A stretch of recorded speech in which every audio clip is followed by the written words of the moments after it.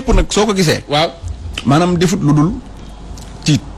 ku tiit Macky Sall boo xoolee rek xam ne maanaam ku tiit la. parce que boo xoolee loi bi mu koy dugal. xam na ne moment bii ñu toll mi ngi fëgg dënnam. waaw xaaral rek boo xoolee moment bi mu ko dugal. waaw da ngay xam ne bëggoon naa bett opposition bi. waaw parce que ba duñu mën a xeex ak moom. li ci des mooy xamoon na ne li muy def neexul nit ñi. parce que mënoo jiite Sénégal ne da ngay def lu neex nit ñi ba noppi. wut ay garde ay police ñuy garde ña koy def. waaw. loolu moom booy def lu neex nit ñi. yaakaar naa jaru ko. bi ci des mooy. maanaam tiitaangeem moom moo waral muy préparé boppam ci yu mel nii yëpp.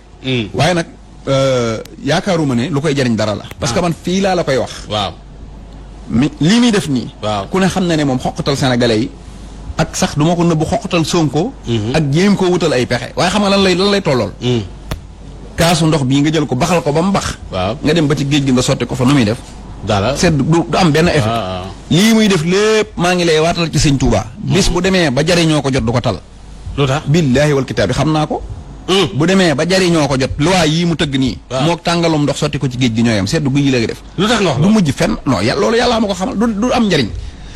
gis nga Sanjoogu. waaw Macky Sall mënta juddoo ci réew mi. waaw am fullay xeex ba jiite ko bëgg a tere nit ñi xeex.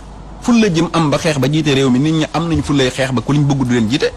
loolu moom mënu ta teetee am bi ci des mooy Sonko mii. waaw muy topp di rey boppam it dinaa ko ci yëgal dara. waaw yaa ngi dégg. waaw gis nga Sonko même bu fekkonte ne tey jii la mbiram yem. waaw nga xam ne dafa taxaw def ne bàyyi naa politique wala nekkatu fi. waaw mu bàyyi. te réewul réussir na li mu doon def. mooy fekk na luy nelaw ci sénégalais yi.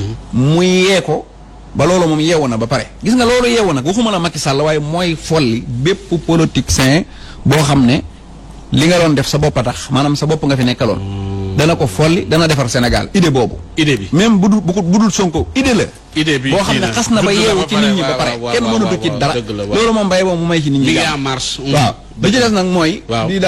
di wax ne. maanaam gis nga Sonko moom. waaw man damaa gis ne rek énergie bi parce que man mosumaa gis ñu jël ab ensemble jël député yi jël loi réew mi. jël justice lépp sacrifié ko pour benn nit. pour xeex benn parti boo xam ne ñoom yoruñu dara. waaw gis naa ko naan barki démb Jibril Waal nee na benn nit nekk ci réew mi bëgg a jàpp ñëpp otage.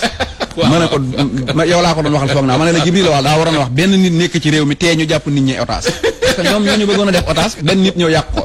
nit boobu nag maanaam moom moo waral xeex bii yëpp du ma ko nëbb. waaw baye boo ñu ne damaa faral Sonko ak lépp waaye man. lii ma la waxal moo am. gis nga Sonko bi muy doog a ñëw ci politique bi lu ñu doon wax loxo yi setut. waaw loxo yi setut. ñu ne loxo yi setut ba mu yàgg ñu xam ne loxo yi set na. léegi ñu ne tubéy jee setut. parce que réew mi nag ni ñu fiy rëbb koo fi rëbb ci tubéy jàpp ko. ñu xool ba xam ne tubéy ji set tubéy ji moom xëy na foofu doxut. léegi ci yéen a ji lañ nekk. intention yi setut mooy intention terroriste la. waaw wax nga dëgg Cheikh Bara. léegi nag comme foofu lañ toll nag moom. baye boo yomb na noo mu ñël. non Cheikh Bara nee na dañ doon seet.